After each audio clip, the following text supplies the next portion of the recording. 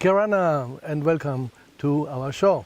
My name is Phillip Nordt and I have a restaurant in Rarotonga called OTB, On the Beach Restaurant Bar at Manua Beach Resort. But today we are starting a little television series about cooking and it's called The Chef's Table. And at the Chef's Table we chose our first subject is the barbecue. Here I want to showcase that we can do other things with the barbecue, and also I want to highlight a few important matters which you have to know when you barbecue things. There's health aspects, there's different oils which burn, etc., etc. So I'm just going through my dishes and I explain as we go why we are cooking this particular dish in a barbecue. What I have here is a rack of veal. That's a young beef. For those who don't know what a veal is, so it's a very young beef. It's a baby beef called veal.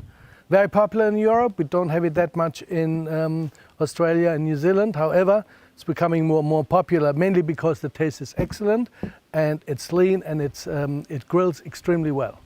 So that's our first dish, is the lamb rack. We grill that whole and then we cut it when we serve it.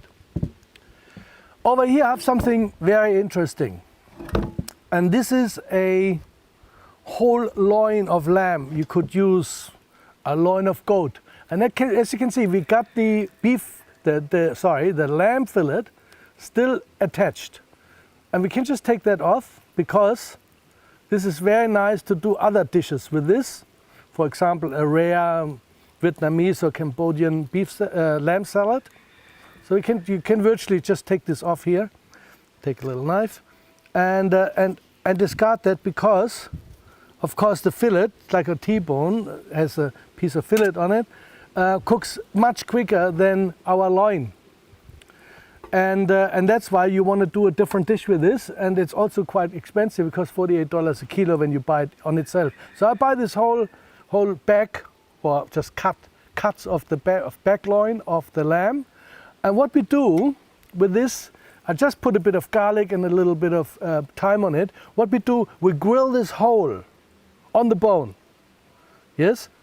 And why do we do that? Mainly because we don't want it to shrink. So once it's grilled on this side, nicely charred, then we take it off the bone and then we char it again. And then we serve it after it's been rested. And then with the bone, we can make beautiful lamb stock, and we can also give it to a dog if you like to. However, as you can see here, I've trimmed most of the fat off. When you get a lamb chop, there's about this much fat. And everybody says, okay, I like the fat.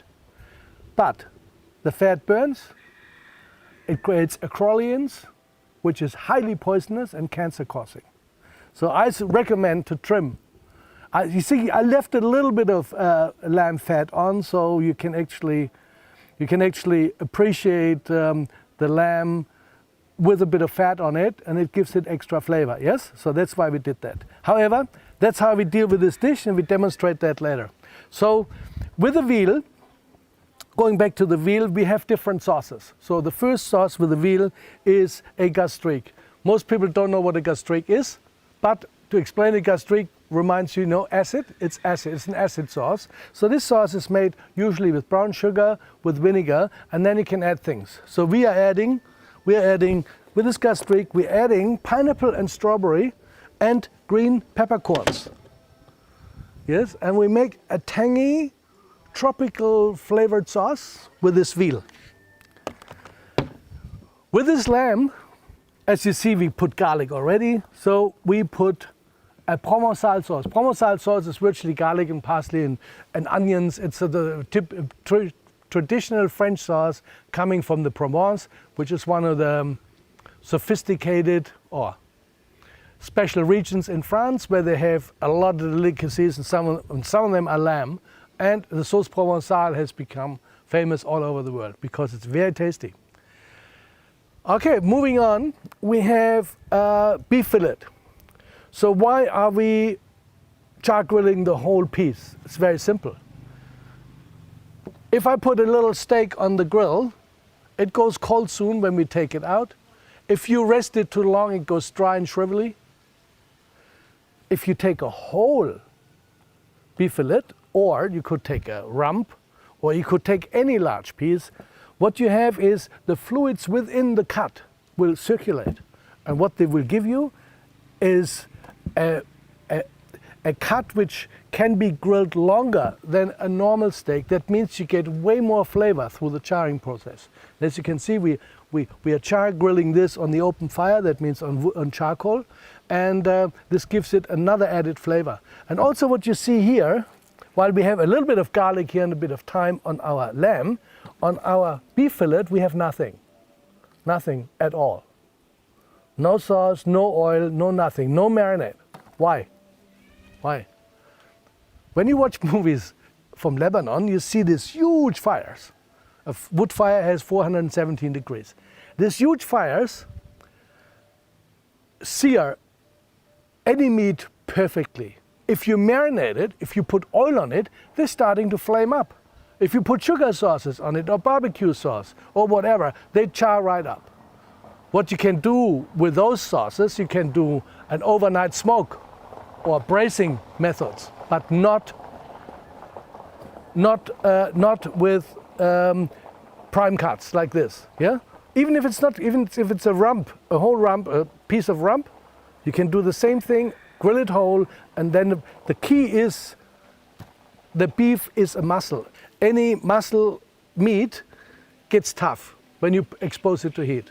This here is a very, very tender cut. The tenderest there is tenderloin, beef fillet. It comes from the Black Angus from New Zealand, and it's grass-fed, so it's just about the best quality you can get, expensive too. But you can do that with any other big cut. That means what we're doing, we chose the best cut today because we decided to try this out on the open barbecue and make a beef fillet rather than any other cut. So this beef fillet is served with a herb butter, normal herb butter. But what we do as well, we have this red onion. So we make an onion confit. Confit is like confiture. Confiture is marmalade, right? So it's a jam. So we make an onion jam, a red onion jam, and we serve it with the garlic butter and with the beef fillet. We serve onion confit and garlic butter with the beef fillet. Now, once this beef fillet or any of those cuts have been rested, so they're really nice and tender, they will be cut and then served, rather than cutting a piece off and putting it on a barbecue. Yeah? That means, that gives me also the possibility that we can actually keep this a bit longer and reheat it. Yeah? Because it's not cut yet. As soon as you cut it, pays to serve it because you have fluids coming out of your cut. However, what I do is, I just let it sit for about half an hour. It's a big cut, can sit a long time, and it goes tender as, and it goes pink in the middle, and it's just perfect. That's how you treat these kind of cuts. So, moving on to fish. So, each time I buy the fresh fish, I see vacuum pack it straight away, mainly because it deteriorates as soon as you cut into fish. So it gets filleted from the big fish, and then we cut it straight off. Mahi-mahi here, and tuna here. Tuna loin, nice fresh cut. So these will be served with a coriander and lime butter, the mahi-mahi. Yeah? And the butters are very, very good to use for barbecues because they are patient. They sit in the fridge, you just cut them, put them on top, great sauce, straight away. And then we have the tuna. And the tuna is served with the peperonata. Peperonata is virtually sort of a pepper sauce with capsicums and onions. And you can put a bit of chili. And you virtually cook that down a bit.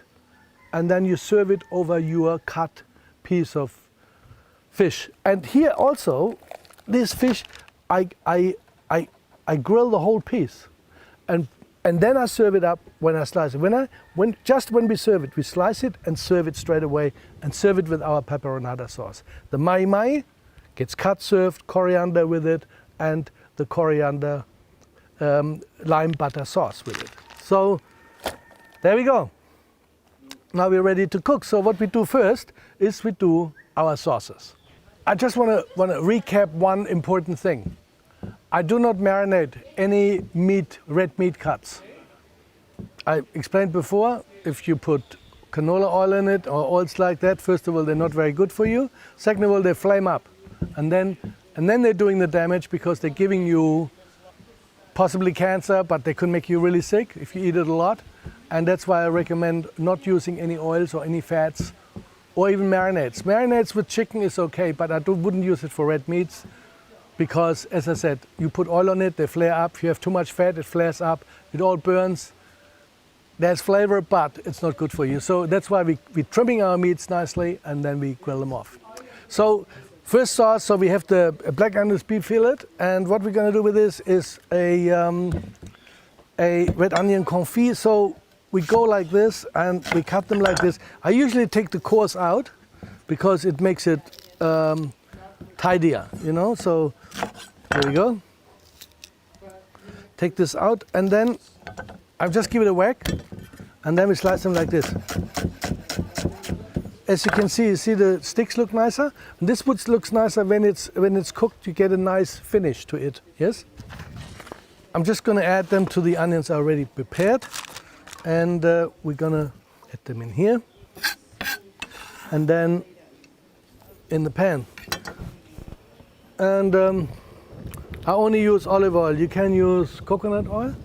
You can use butter, but you should not use canola oil or sunflower oil or any of these refined oils because they're really bad for you for many, many reasons. But I have another series where we're talking about